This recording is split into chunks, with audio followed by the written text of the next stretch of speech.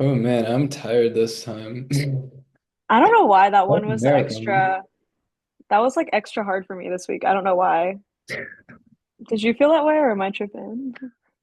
Hello, everyone. We are back for episode 7 of Washed Up. It's hard to imagine that we are now 7 episodes in, but we are. And Abby had some things she wanted to share just before we got into our weekly news topics. So yeah, Abby, take it away. Hello, guys. Welcome back. I actually can't believe we are almost to double digits. Like, that's actually crazy that we've been doing this for 7 weeks in a row. Hmm. But yeah, I have been feeling a little extra washed up recently in my post-grad life. And I kind of touched on it with a few other friends who are also Gen Z. And we were talking about how much energy it takes us to actually do things outside of like our 9 to 5 jobs, or if even if somebody doesn't have a 9 to 5, doing things that is without a set schedule, and how I think it really relates to our sort of hyper independence.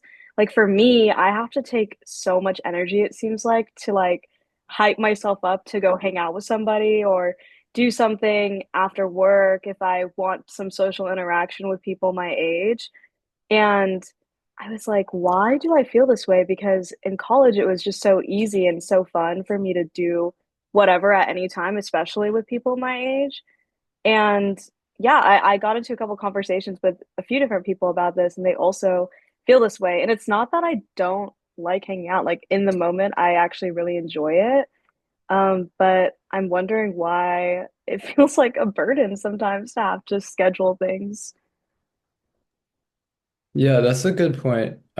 Totally agree with you on that. I think like being truly independent for the first time and like kind of for the first time in our lives, not having our peers like around us, but being around people of all different ages at our jobs and all of that can sometimes make it feel a little bit less like there's less like connection immediately available at any given time. Which I'd mentioned to you, like I feel like this show is one way that we're kind of seeking that out and fulfilling that. Obviously, like us maintaining our connection from college and hopefully like inviting more people to join in on the conversation and all that. But I totally know what you mean about it's not the same as college when your peers are around you all the time. I just wanted to also touch on it because definitely you don't really realize how important that is until being post grad, I guess, like quote unquote post grad, and how important that aspect of interaction is, even outside of work, and just having people or an activity or something that stimulates that social side of your brain as well. Like, I think it's so important to yourself, to society, just all of the above. Do you have any recommendations or like things that you've picked up since graduating about like how to seek that out and find it in other ways? Hmm. I I've recently re-gotten into Google Calendar, which is just so silly to say, but I was having trouble planning my days and kind of either double booking myself, overbooking myself, or not really knowing when I was free. And that really helped me. I think physically writing it down makes me follow through on it more. Because another thing is, I think that our generation has this thing where we feel like we don't really owe people things in a sense of like, oh, I don't owe you this, like if I want to protect my peace type of rhetoric, which I Hmm. don't really agree with. I think that we owe people manners, respect, their time. Like I don't like when people cancel last minute on things, which is why even though sometimes the buildup of going to do something with somebody feels like such a burden, I do it anyway because I'm like, I would hate if somebody did this to me. Yeah, that's an interesting like cultural trend among Gen Z. I always get these like headlines in my feed that are like employers are firing new Gen Z hires within months of hiring them. And it's all about like how Gen Z is really disrespectful and they don't value like other people's time and just has this like attitude that I guess doesn't really jive with like a 9 to 5. And so to your point, I've heard that too about Gen Z will sometimes say like, well, I'm protecting my peace, but the way that it comes across maybe to other generations is more like disrespect in some way. So yeah, but I totally agree with you that like I think we do owe people around us in many different ways, and like showing up with a good attitude is part of that. And I think it gets you pretty far if you can just do that. Totally. And I think the only advice I have, I guess, is just to follow through. I find most of the time that I'm either nervous or anxious or just tired on the lead up. But when I'm actually doing something, it's mostly fun. Like I've never done something and thought to myself, "Oh yeah, wow, I wish that I had rested in bed instead." Even with this podcast, like for the most part, like right before we record, I'm like super nervous. And then when we're actually doing it, it's fun. And then Colin and I always talk about how it feels like a weight has been lifted off our chests after we're done with it too. So yeah, I'm glad we do this. Yeah, well, had even mentioned like it kind of feels like a job interview every single week, just like the way that you prepare for those. You have to kind of study really hard, like what's the role, what's the position, the company, and all of this. And that's kind of how I feel about this, where like you spend all week kind of like absorbing all this news, hoping that like at the end of it, I'll be able to get it all off my chest. And for me, it has been that so far, just the opportunity to um, yeah, like share our thoughts on it, and it does feel like a weight lifted by the end of recording. But to show up for the episode can be kind of nerve-wracking and a little a lot of work goes into it, I would say. Yeah, definitely more work than you would think too for our little washed up podcast. Like it's not like a huge production or anything, but I definitely think that we are putting in the work and our slow but steady increase is showing it. Thank you to our 17 subscribers. Yes, thank you all. We really appreciate it. I was just gonna say that something we used to talk about at the Vista was how important it is to be scrappy and to have the fear of God. Yes. And those, when we were like hiring, that was what we would always look for in candidates is scrappiness and fear of God, meaning like you're kind of like wanting to impress a little bit, or like you feel like you have something to prove, or like if you The hunger, the yeah, hunger. yeah. Like a bit of drive, a bit of I don't know. I hope that we bring that to this platform as well. Obviously, we are scrappy because it's just the two of us running the whole operation, and there's a lot from planning, preparing, recording, social media, Social media, like trying to brand, trying to figure out like what yeah, like our messaging and how we're reaching new audiences is all very new to us, I would say. So we've kind of had to be scrappy in that way. And then how about the fear of God? How do you do you think? I would describe the fear of God as like at least within the Vista, I always thought I had the fear of God in me. Like it's Mhm. just like this insane, not insane, this fear of getting something wrong or maybe of it coming off in a wrong way at least. That's how I always interpreted it. And if not, if I didn't get my work done on time, then something would happen to me. Basically, like I would be punished by something, or it was honestly a lot for myself. I definitely had the fear of God more in me when I was younger within the Vista because I wanted so badly to prove that I deserved to be there, basically, to the exec team at the time and to our advisor, who I never lost the fear of God with, I don't think. Oh, I still have it for her. The thought of sending this to her gives it to me again. Like it makes me want to do better.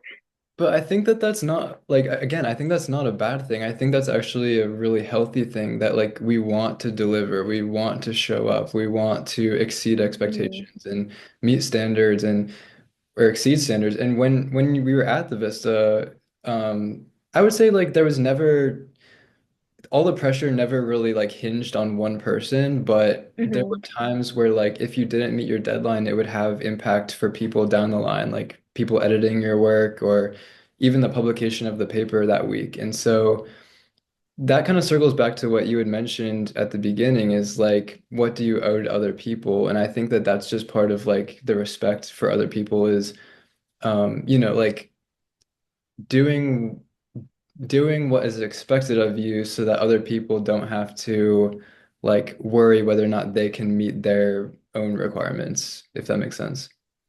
Yeah, and even with this podcast, I think that we hold each other accountable. Like, I mean, Colin and I have been working together like since we were 19, 20, and now we're 23. And Crazy. Wow. like obviously we're friends too. Now at this point Yeah. we're friends.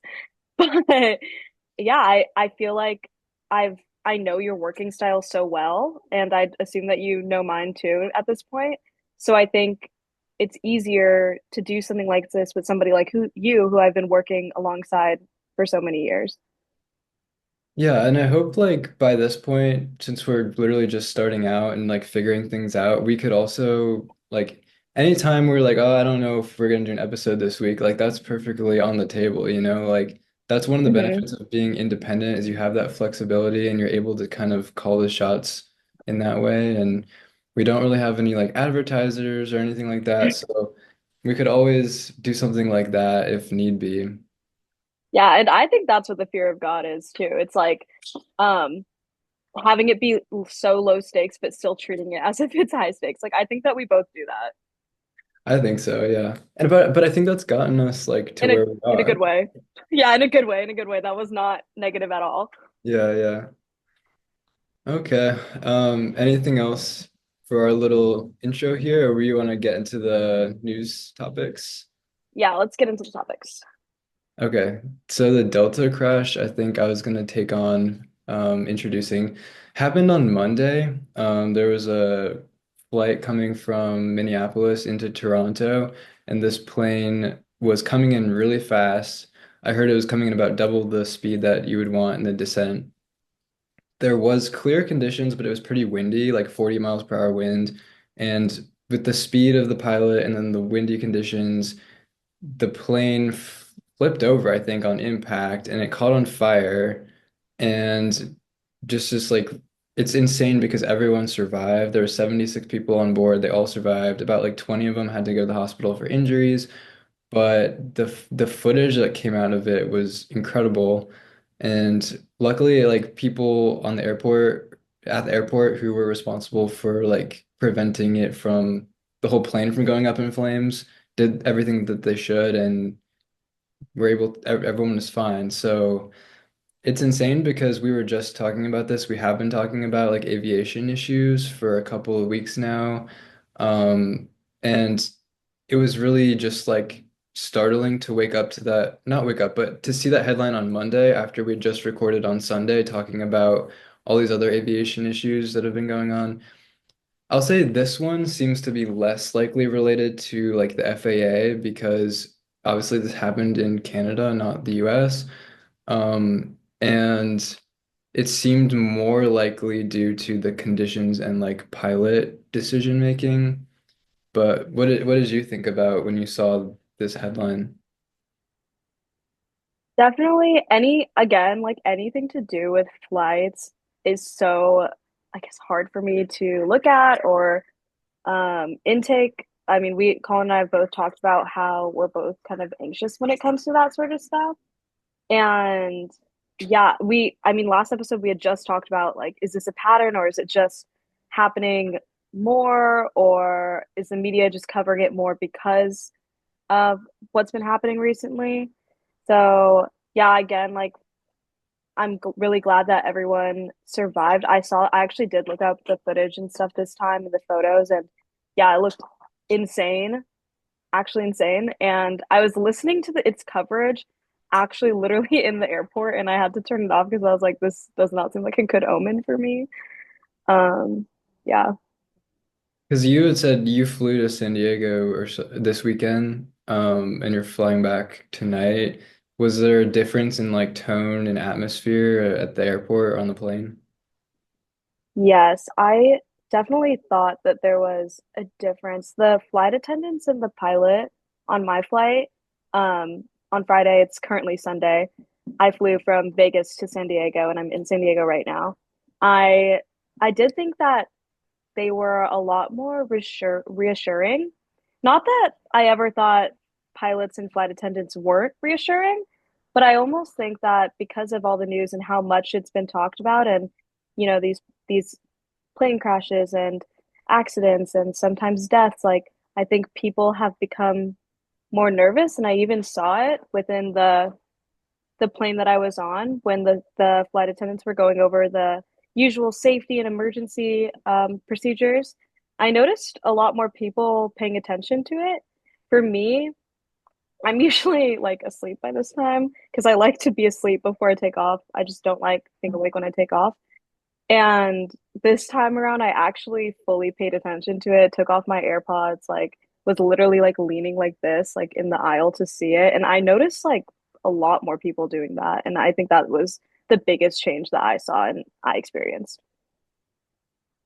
Yeah, I mean, it's probably a good thing if people are prioritizing their safety and everything, but unfortunately, like the fact that it had to kind of come to this is worrying, and I definitely feel and sympathize with your nerves about flying. Have you ever had like a bad flight that I don't know, like made you nervous? I remember our flight actually from like Houston back to San Diego when we took that Buenos Aires trip was pretty rough. I remember like the turbulence being really bad on that, but I've never really had like I don't know, a terrible experience on a flight.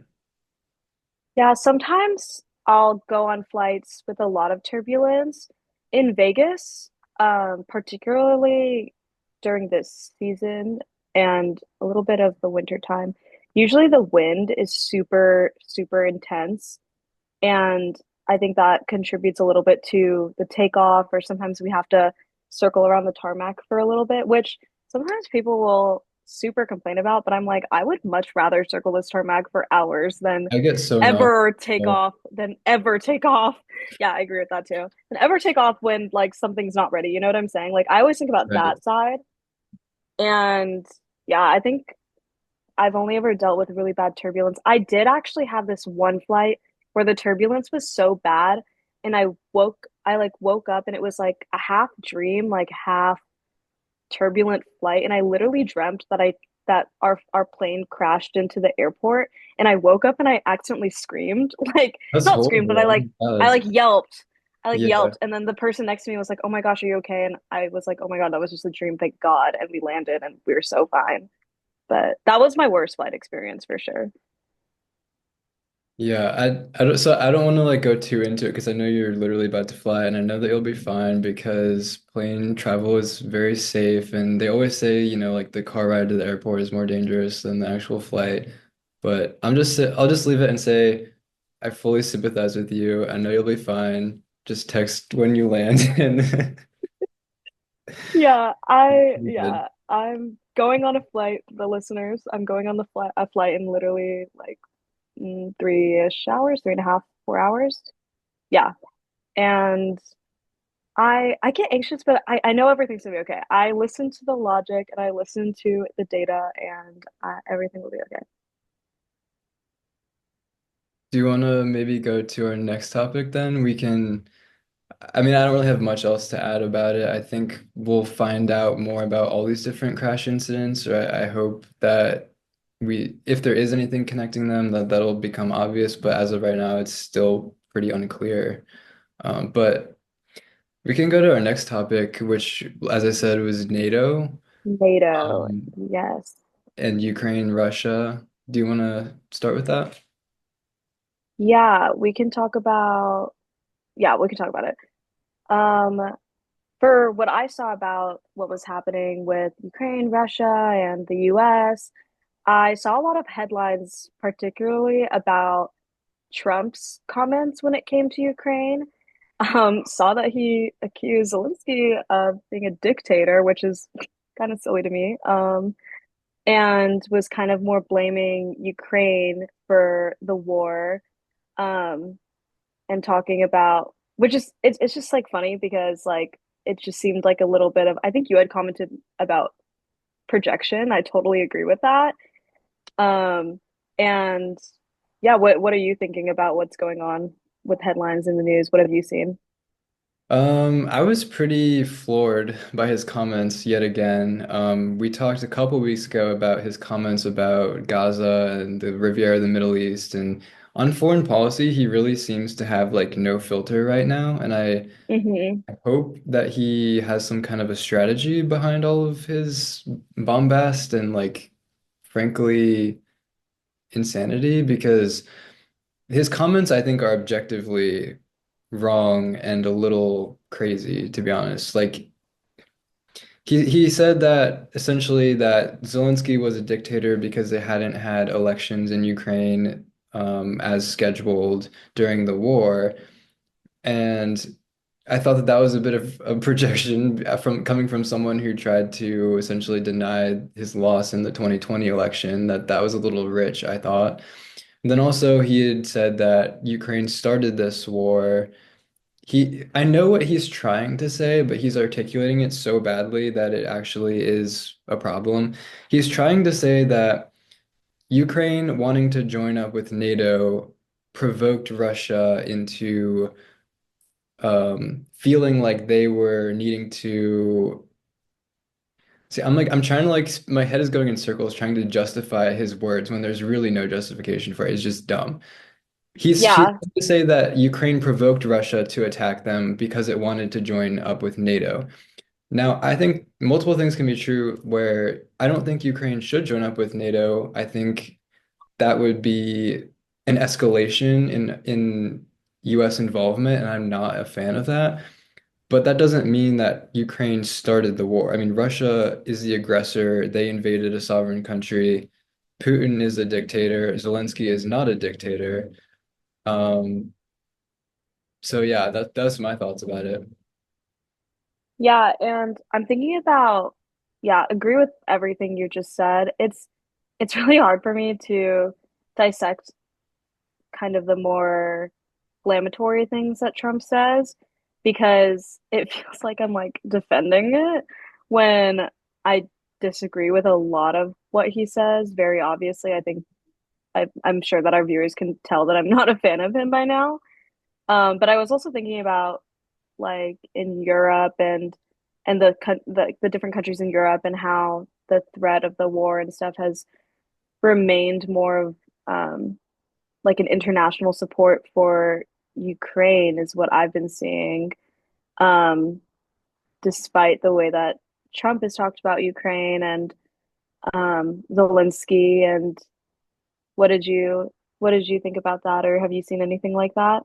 I Yeah, know definitely. There's a Ukraine rally in DC too, if you wanted to talk about that. Yeah. Yeah, so to your first point about Europe stepping up more, that's where I think Trump might actually have a strategy to what he's doing.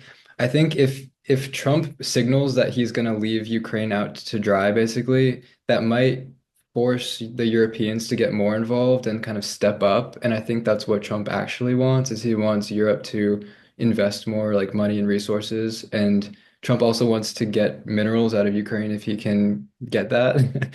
So that's what I think his mind is at. And all the rhetoric that he's saying around like Zelensky being a dictator and starting the war, I think is just a way to bring Europe into the fold and also maybe to get Putin to show up to the negotiating table, feeling like Hmm. Trump is going to be his ally, whether that happens or not. But yeah, there was a big rally in the National Mall yesterday. It was at the Lincoln Memorial. I ran past it, saw it.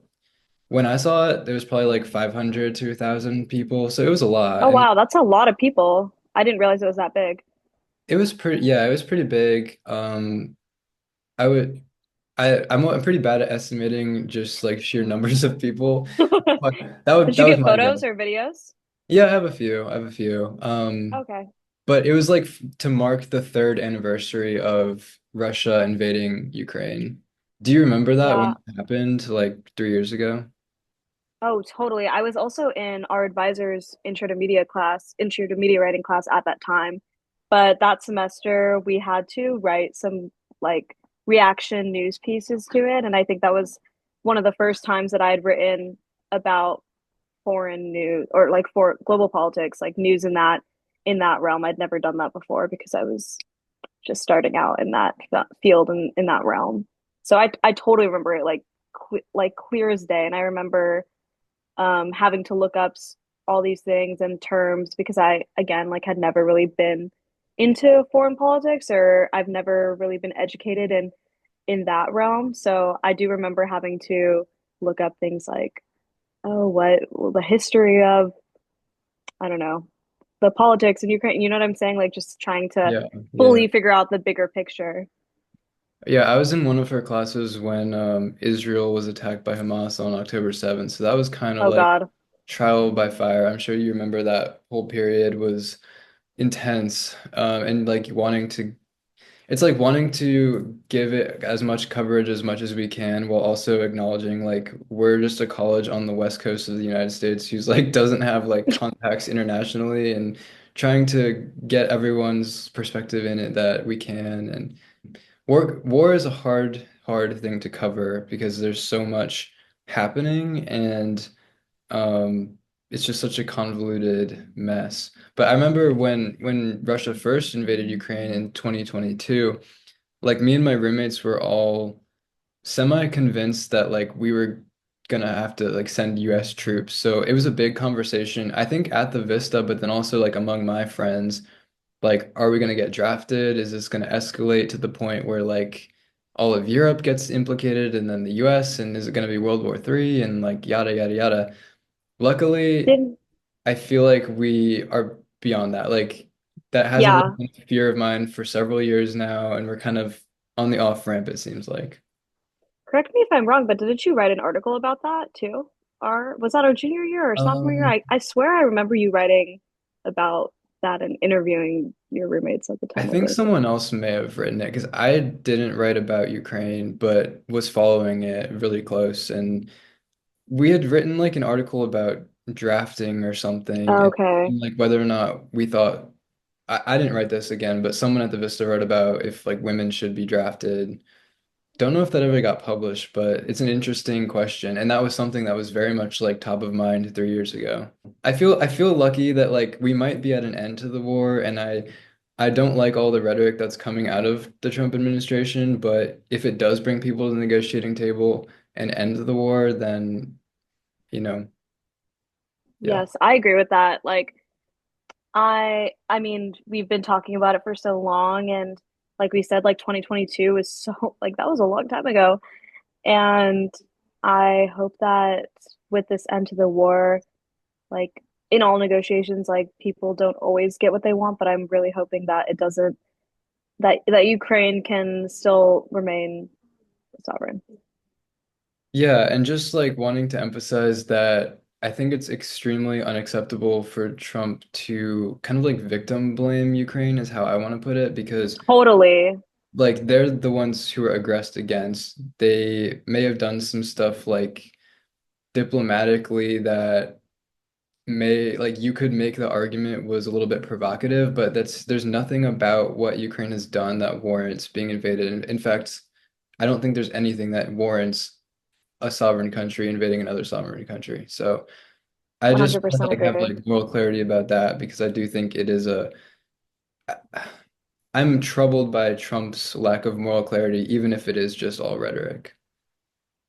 Yeah, like I don't know how, like again, like touching on that moral clarity, like I don't know how I just don't know what else to say about that besides like, yeah, his comments are so insane that even if it is to push maybe a different agenda, I'm not sure. I just think he goes about all these things completely wrong. Yeah, agreed. Well, on that note, do you want to go on to talk about Elon Musk? And so he's been in the news for his 13th baby. Have you seen that in the news? Yes, and his 13th baby, the baby mama, what was her name again? Ashley St. Clair. Ashley St. Clair. Okay, yeah. And what I saw, what I heard was that she was suing him for sole custody, correct? Yeah, that just And happened this weekend. yeah, and um Musk hadn't really acknowledged his paternity to said child. Right. Well, so he had responded to stuff posted on X, I believe, where she had tweeted that like Elon Musk is the father of her 5-month-old son, and that she was only bringing it up because tabloids were about to expose it, and she wanted to like get ahead of it. And then more posts resurfaced of her like a decade ago saying like she wanted to have his kid or something along those lines. And then Musk just responded with whoa to that resurfaced text. So, what do you And think about that, how he handled it? so unprofessional and so lack of Immature. emotion, immature, all the negative words, honestly. Yeah, Elon Musk, the 13th baby. I hope that the number 13 and and baby, like I just hope that is never a part of anyone's family. I just don't think you should ever have that many children. I have a lot to say when it comes to natalism, and this idea of like there's sort of a narrative, especially on the right, more like kind of fringe right or like conservative, I don't know. But they think like you must have as many children as possible as quickly as you can. And some of them will even add the caveat of like with as many women as you can. Like Andrew Tate has that mentality. Oh Others God. are more like conservative and like think it should just be with like one wife. Like I know Ben Shapiro and Matt Walsh are really big about like, having more kids is good for everyone. And I agree that like having kids is a good thing and having families and strong families and encouraging population growth.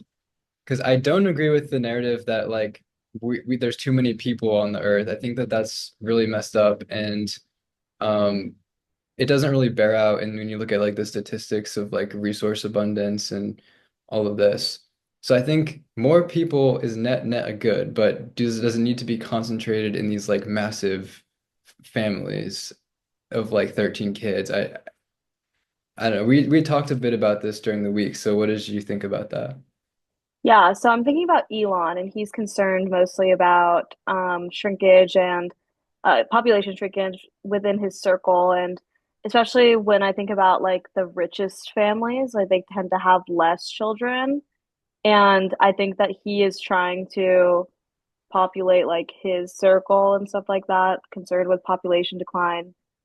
Yeah. And my thoughts on natalism is I'm a very, very like undoubtedly I'm like a pro-choice person. Like I think you could do whatever the F you want to do with your body, as long as it causes like no harm to yourself or like other people.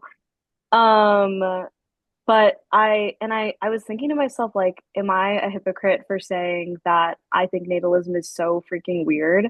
But then I was thinking about the other side of um, natalism and how with all these children, they're bound to be affected negatively. Each child, money is not enough for children to grow into well-rounded, good human beings. Like they need the attention of their parents or parental figures. And to have that many children, there's no way each of these 13 children will be getting the full attention that every single person needs, like from their caretaker to become good people. Yeah, absolutely. I completely agree with you. And I think a lot of times, like people who choose not to have kids are kind of branded as being selfish. But I see it as like that might be true in some cases, but I see people who think that like I must have 13 kids because my genes need to be like out there and I need to like spread my genes everywhere. Like that to me seems a lot more egotistical and a lot more selfish. I don't think there's anything wrong if people can support having big families, but like you said, I see like having kids should be more of you should value the uniqueness of your relationship to each kid over just the sheer volume or number that you're having. And it's something that gets kind of personal for me just because came up Catholic and my family on both sides are Catholic. My dad's dad is one of like, I don't know, I want to say like seven or eight, and his mom Wow. my dad's mom was one of 10 or 11. So they just had a ton of siblings. And it's good because the siblings can like be a support for one another, but it just limits the amount of access that each sibling had to their parents. And I think some of them wind up feeling like dispensable or expendable, like they don't matter, they don't, or like you said, just don't have the resources available to support all of those kids. Yeah, and a lot of the time with big families like that, the older children end up kind of becoming parentified. Like parentification, I think is what it's called, of the older siblings. And I don't think that any child deserves that, even in their teen years. Like, if you are having children, and obviously that doesn't mean that like your siblings can't babysit you. Like, I think that's totally valid. Like, I used to do that all the time. I grew up around so many cousins, and like I have younger siblings. I'm the oldest of three. Like I never thought to myself, oh my gosh, I have to babysit my little sister this weekend. I'm being parentified. That's not like all what I'm saying. But like in those really big religious families, I see like religious family influencers who will like talk about how their sibling has like a buddy system where the older sibling has to like make food and like do all this stuff, make sure these kids like are dressed like all like that is not their responsibility. I don't think that's good. I think that is Yeah, a totally. disservice to the older child as well as the younger child. Absolutely. And I was gonna even um, bring into the equation, John Mulaney had done a skit on SNL, or he had a monologue in back in November, which I personally related to because obviously both of us are Mulaney's, and I think there's probably some like distant cousin stuff going on. Both of our families settled in Wisconsin. But he had this funny monologue about how big Irish Catholic families like expect to lose a couple children here and there. And so like if they don't make it, like it's I mean, basically, people were getting really upset about it, but I knew what he was talking about because my own ancestry was the same situation. So, yeah, kind of messed up. Yes, as you can tell, we feel very strongly about natalism. Like Yeah. I swear I was talking so fast. Okay. What's our next topic, Colin? So kind of continuing on with Musk, unfortunately, because I'm kind of sick of talking about him in general, but had a press conference last week with Donald Trump, and they were talking to Sean Hannity about just various different things, like how the media has tried to pit them against each other, and they both seem very committed to not letting that happen. Did you see that interview? Yeah, it's actually funny because I swear, wasn't it our last episode or maybe the episode before that when we were literally debating that between the two of us, being like, "Oh, Mhm. is there a wedge going on?" And I think one of us had said something like, "Oh, they won't let that happen because they don't even trust the media anyway." So yeah, I thought that was a little funny. Yeah, that was, I think you were the one who said exactly that, and then they basically said the same thing in the interview, and I was like, oh my God, Abby. So,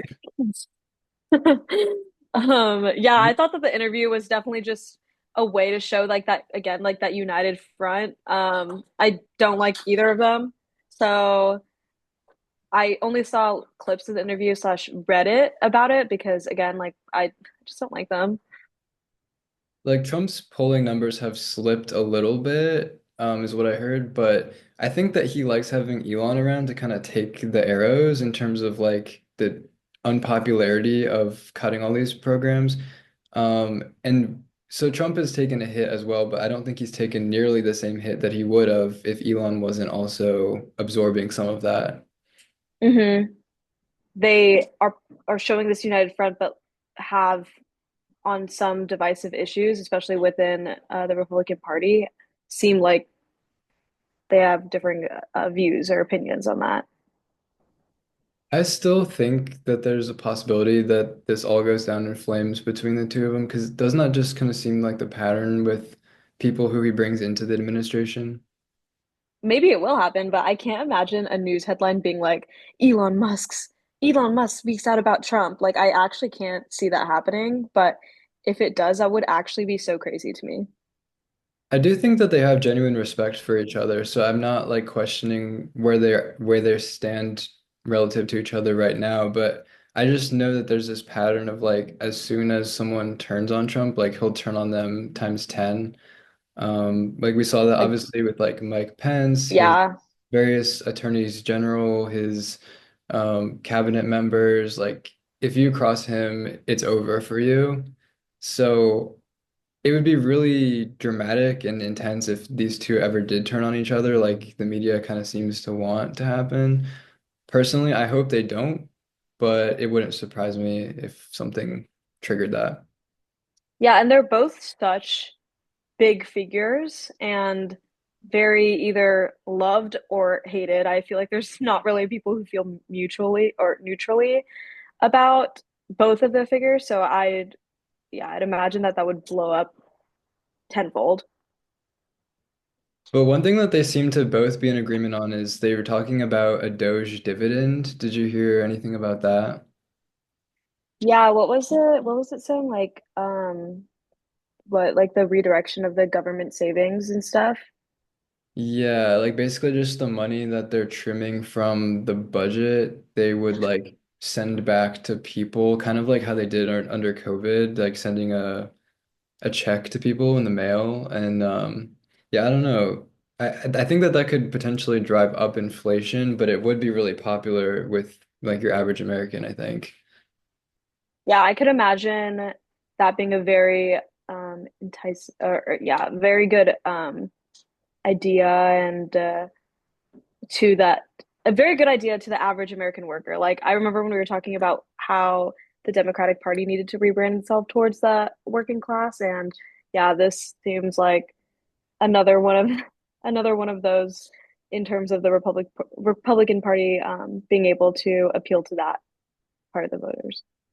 Yeah. I think it would be a good strategy for them.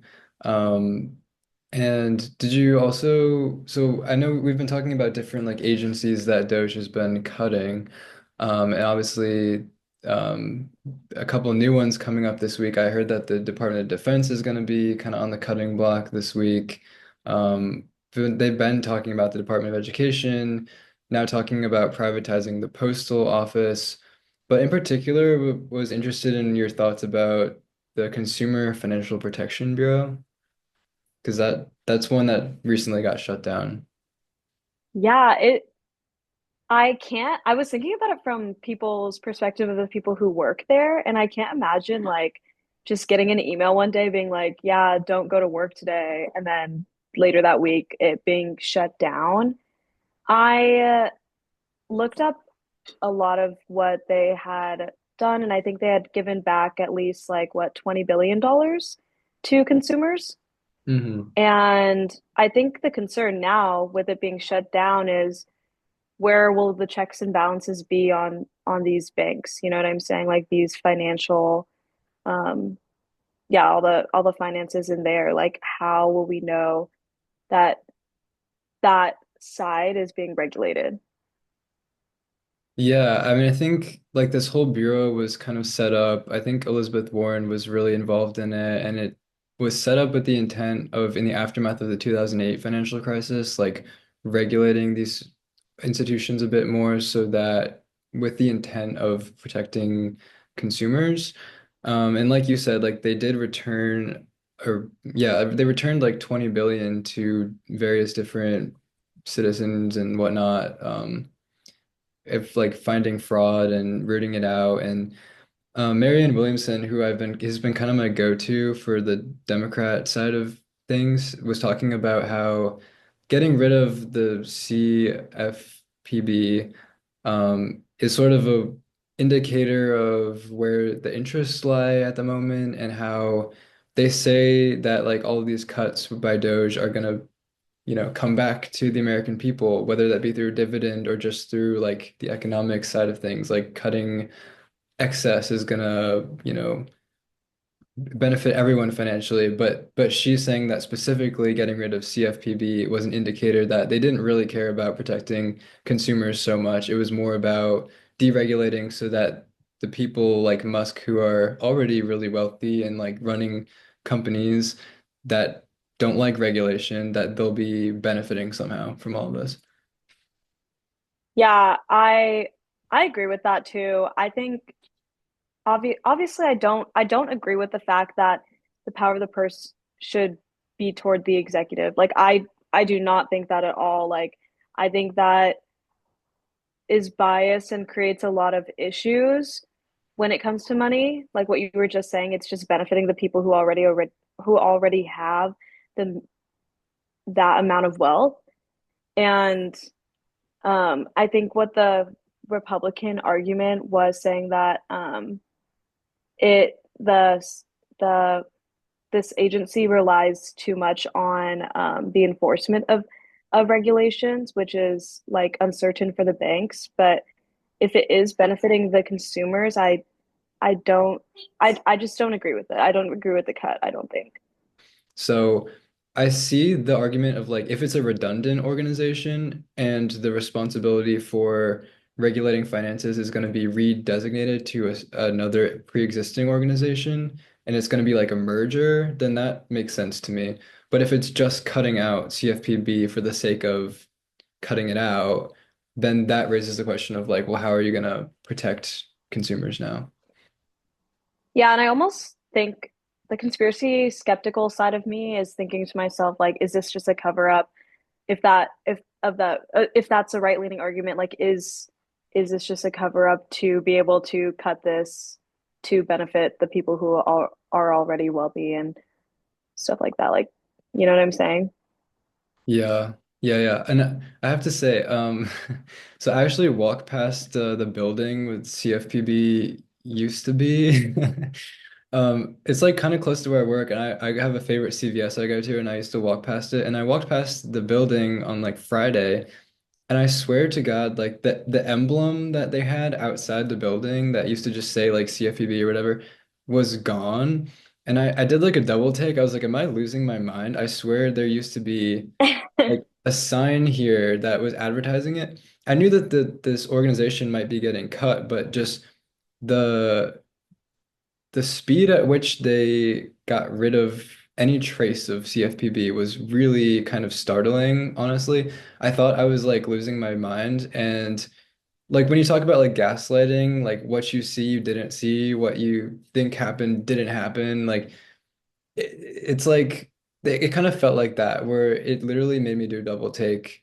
And then I had to like look up Reuters had reported like, oh yeah, like the signs did come down. They kind of scrubbed the building of like outward signs of CFPB. And that was, like all of this is being done very intentionally and it's very, I find it a bit alarming. Just, yeah, we want cuts, but is this again, we keep saying we want cuts, but is this how we want cuts? And Yeah, open like, is question. this the right way to go about it? Yeah, I could totally imagine that being a super Mandela effect for you, trying to like figure that out and stuff. And I think that's crazy. Yeah, like how fast everything is happening.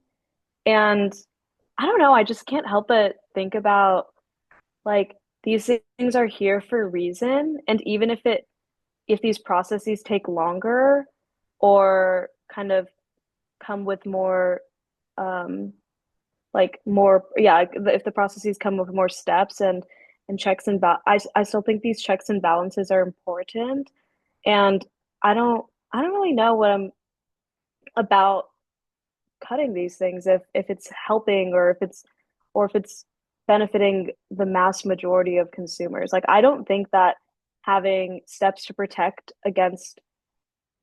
Americans against losing their money or like bank regulation and stuff. I don't think that's a bad thing if there's more of it. And yeah, that's what I'll say about that. Yeah, I mean that definitely makes sense. And we've been talking for a couple of weeks now about like the constitutionality of all of this. And technically, I mean, does the executive have the authority to just blanket cut an entire agency out of existence, really? Like Yeah, like wiping its memory away. yeah, I mean that's up for debate right now, and we've been saying like we think that that should be a congressional responsibility, not an executive to decide whether these things get funded or not. There has been some legislation that's been proposed but hasn't been yet passed that would grant the executive this authority. Like there's the Reins Act, which is essentially would grant the president that ability to just like cut out a whole agency. I think, but Yeah, it's certainly alarming when you see actually this is already happening and it's going to come down to like a constitutional debate, I think. Yeah, I'm interested to see what's gonna happen next and also what else is gonna be cut. Like that's crazy that they're already taking apart that building and it's already basically gone. Like, Oh, so the other one besides the Reigns Act, I don't know which of them would grant the executive the power, but the other one was the Reorganizing Government Act of 2025. So just wanted to throw that out. But that's all that I really have to say about that. What did yes, me too. do you have anything else about just in general, like the optics of, you know, the optics of how Trump is behaving as executive right now? You and I had both talked about a little bit, like he had tweeted out or something, a Napoleon quote that was like, Hmm. "He who saves his country does not violate any law." Did you see that? Yeah, and let me tell you, like that is crazy to me. I mean, it makes me concerned that we could be heading for some type of a constitutional crisis, which is something that the left-leaning outlets have been saying for a while now. But truly, if it comes down to it, where they challenge his authority to make these cuts and he just doesn't agree and doesn't abide by the court's decisions, then where does that leave us? Yeah. Yeah, I can only imagine. I would hate for another Jan 6 situation to happen again. Like, I could imagine Trump goading his followers into thinking that he is this all-knowing, like all right being, and it would cause chaos, as we know that Trump is very good at causing. And what was the thing about something about Trump and being the king? Did you mention that or Oh my gosh, yeah. Did you see that? Like the no? post I didn't. about it was, I believe the White House had um tweeted like a edited like magazine cover of Trump and the caption or the actual cover had said long live the king and it has like Trump with a crown on it and oh my gosh I think that is actually crazy like oh my god like we have never done anything like that and that is actually a constitutional issue. Do you know what I'm saying? Like, we are not like we are not a monarchy. Like, what when I saw that, I texted some of my friends about it first because I was like, did you guys see how insane this sounds? And there's so many people defending it. And then there were all like were like people who were reposting it on their stories and stuff like that. And people were saying like, oh, you guys like can't take a joke. Like obviously he's our president. Like blah blah blah blah stuff like that. But I don't know. What are your thoughts about that, if you have any? Oh,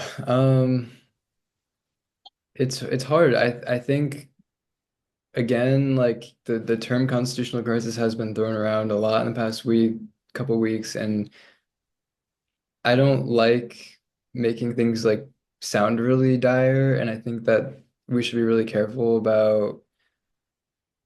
But like he's not being careful about his language and how he's portraying himself relative to the other branches in the Constitution. And I think like there's a good Maya Angelou quote about like when people tell you who they are, you should believe them. And I think a lot of what he does gets construed as a joke. And I don't ever want to like be the one who's like has Trump derangement syndrome or be the one who's like can't take a joke.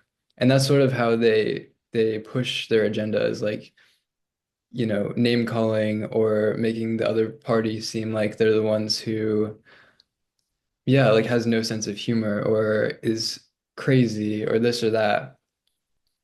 But I do think that he's made it very clear how he sees himself, and I do think he sees himself as more of like a monarch than a president. And yeah, I think we should believe that that's what he believes, if that's what he says, even Yeah, if that's a even if he means yeah. it as a joke. Yeah, that's a really good quote. I would totally apply it to this situation. He has all these tendencies to act like king and the authoritarian. Like it's very obvious. And yeah, I just think there's this back and forth between the right and the left where like the right is allowed to say all these things and all of a sudden it's a joke if like if like we make some valid arguments against it. But I just think to myself, if this happened the other way around, which I would never, like I can't imagine like Kamala or Biden having done anything like that, just because even like taking the bias out of it, like they're just not these react like they don't feed off of that reactionary rhetoric that we keep mentioning about Trump. So it's hard for me to imagine it the other way around and seeing how maybe in this hypothetical scenario the more right-leaning people would react to.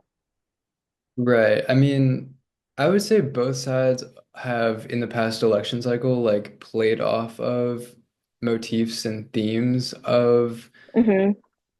like putting themselves in the role of like the savior, especially. Yeah. Like Biden had this speech, I think, in Philadelphia where it was like backlit with like this red lighting and he had like Marines behind him and he was kind of giving this like very impassioned speech about like saving the soul of the nation. And I just think like both sides obviously need to tone down the rhetoric and but Trump in particular, I think he does actually see himself as like special or like ordained or more recently like saved by God so that he can save America. And if he really truly believes that, then there's almost nothing that he wouldn't do, even steamroll the Yeah. Constitution to have his way. And we're seeing that happen. I keep trying to like dress it up in different ways and like justify and explain around it and like we did when we were talking about NATO as well. But at the end of the day, I feel like we're arriving at a point where like I think he sees himself like a monarch more than a president, and I think we should believe that that's what he believes if he says it. And yeah. The more and more that happens, the more I'm like, oh, actually, it couldn't get any crazier than this.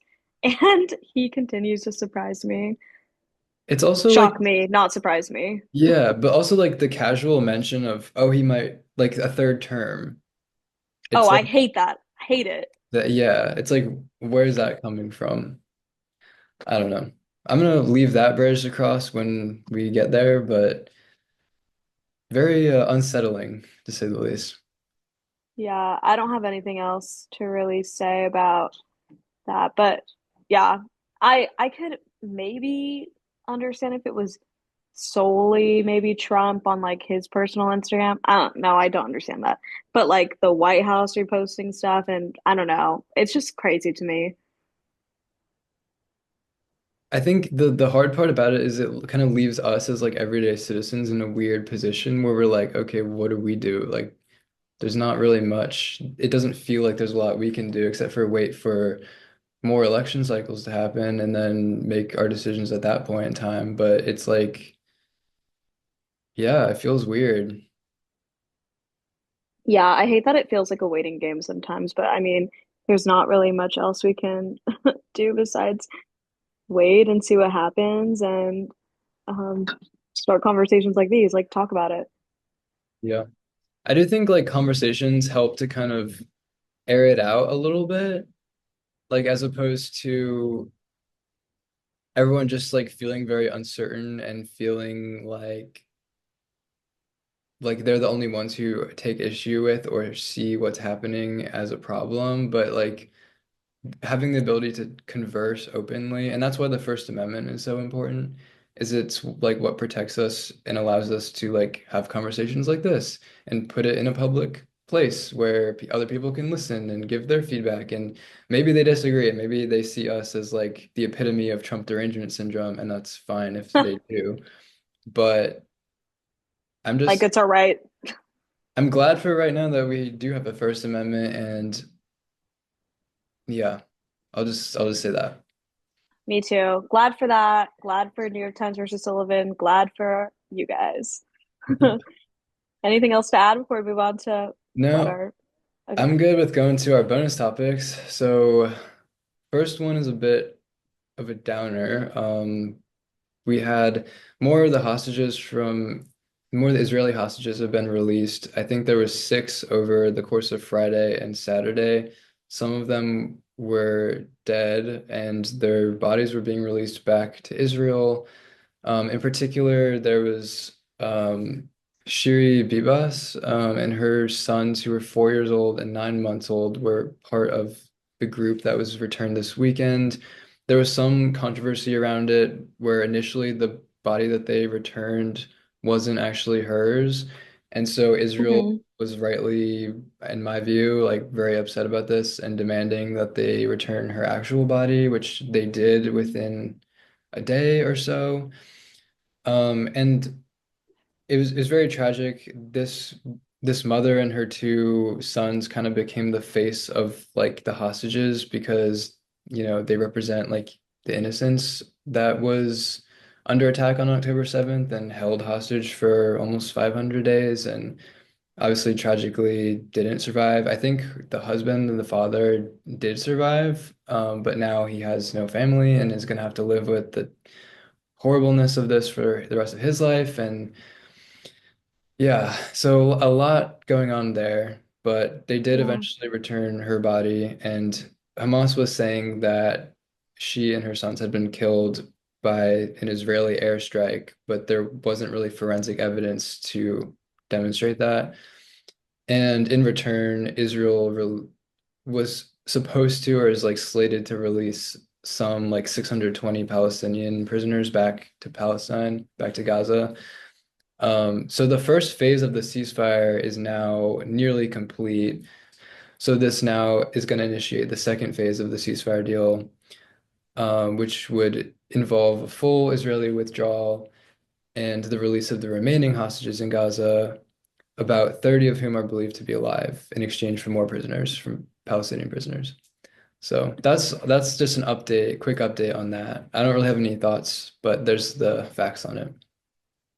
Yeah. Obviously, everything you just talked about is horribly tragic. So, I think that the way you explained it, yeah, there's not really anything that we could else say besides that update.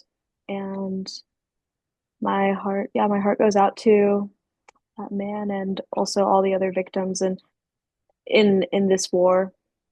And I'm glad that it's wrapping up. I mean, it's at least hopeful, like we said, cautiously optimistic was what we said a couple weeks ago. It is optimistic that the ceasefire has lasted this long, that they've completed the first phase. So, like, these are positive updates, but as the first phase is ending and the second phase is being launched, it definitely is just a reminder of what has been lost. And I think that it's becoming more and more clear by the day and will probably continue to. So yeah, that's all I got on that. You had our second bonus topic this week. I've been seeing a lot on social media. The video that Hunter Schafer had posted about her passport being reassigned to her with male on it, which had kind of sparked this conversation of a bunch of different transgender people talking about it. And this is something that Trump had mentioned in his inauguration speech, being put into action about saying that there's only two genders and basically whatever you were biologically born, your sex has to be your gender marker, which I think is honestly just really unsafe for trans people. I think it opens up a lot of doors for harassment against them. And also are some there are trans people who look very much like the gender that they identify as. So it kind of yeah, again exposes them, which I don't think is good for again what I just said about like the obvious door opening for harassment. Like, I don't know. I saw Hunter Schafer's video posted like basically so many different places. Did you see anything about that? I didn't see much on it. I didn't actually even see that video going around, but I heard about it and um I can understand why people are upset about it for the reasons that you mentioned. I saw something about like where they'd reissued these passports to people. Uh, Yes. that seems to me like I don't my only take on it really is just that that seems like an excessive like Yeah. waste of our time and energy to like track people down and be like, okay, here's your new documentation because like this new executive order just got implemented and that requires us to like reissue all of these. Like to me, when you talk about government waste and overreach, like that kind of falls into that category as well. I actually just don't really see why it matters very much. That's really what I'm getting It's at very too. much like, yeah, like if you choose to identify as a different gender, I seriously don't see how that impacts literally anyone else. Um, Again, like I could only imagine that, say, if like for example, I'll use Hunter Schafer. Like she very obviously looks like a woman. So it's like if I mean she's famous, so like maybe it'll be easier for her, but I think she was also spreading awareness for like people who it wouldn't be as easier for, but I could imagine it being like so annoying, like going through the airport or TSA or whatever, and if your physical appearance looks like it's identifying as a woman, but your gender marker says male, like I could only imagine that that would cause so many small issues, and would not be fun to deal with. And that's another thing that I'm just like, why do we care? In conclusion, um, shall we move on? Yeah, we just got like one more thing really. It was that Pope Francis's health was declining and he was in critical condition like last night, I think. And then did you see that at all? Yeah, I think it's anything that I hear about like the Vatican or the Pope or anything like that, specifically the Pope, I it's reminded me of like my Catholic school days. I mean, I went to Catholic school my whole life and we used to like literally I remember when what was it, like Pope Benedict had like stepped down and we like spent the whole day just like live stream watching the Vatican. Like we school was just canceled for us and we just were in this classroom like watching it. And yeah, I think that um I mean I hope he's okay, but what did you see about it? What are your thoughts? Um, this is reminding me of when we talked about the Super Bowl and I saved my controversial take right for the end of our episode and I said that I didn't think that football should be a thing or that I wouldn't care if it went away. Um, I feel kind of similarly about the Vatican. I was brought up Catholic, and I Yeah, that it plays a huge role. I think the religious role that it plays in terms of like keeping the church unified under one authority makes a lot of sense to me, and I'm like, great. But as far as the Vatican's like political reach and the church playing a political role in the world, it makes me very uneasy, even as someone who's been Catholic my whole life.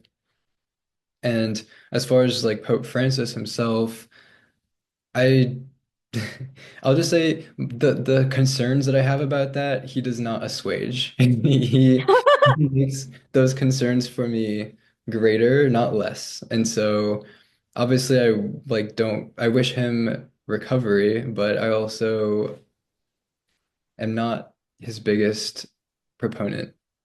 right. Yeah, I get what you're saying. I also like don't I'm not like a very practicing Catholic. Like I'll go to church every once in a while and I believe in like some type of higher power, but yeah, I agree with what you just said about the church's overreach in regard to like politics and stuff, but yeah, it would be I don't want to say interesting if a new pope has to be selected because that would mean that he's like dying or dead. And obviously I don't wish any harm on any person. Yeah, so we'll see how that goes. Hopefully he recovers. He's 88 years old and he had double pneumonia, so that's a tough one. And I'd seen that like he had previously had part of his lung removed. He's had lifelong issues with this. So yeah, we'll see about that. Hopefully turns out well. That's all that I have for this week. Do you have anything else? Any parting thoughts? Nope, I think again, as always, I feel lighter than before. Yeah, I'm going back to Vegas tonight, and I think I'm just gonna probably hop off and go to the airport after this, honestly. Nice. Well, hopefully you have a good flight and we'll get this posted and yeah, maybe we'll get some more reels out this week too, because those have been kind of fun to experiment with and gotten some good feedback from those. So Yeah, I edited my first reel last week, guys. I'm my new goal is to post 1 to 2 a week or at least edit. And between the two of us, I feel like Colin and I could get a good social media game run in. So yeah, we can definitely crank some of those out. Um, yeah, so if anyone is watching and is at the end of the episode now, it does help if you subscribe. We love to see that number ticking up slowly every single week, but surely. it's so fun. It's so fun. Yeah. But yeah, so that's it for this week. Washed up Up out. out.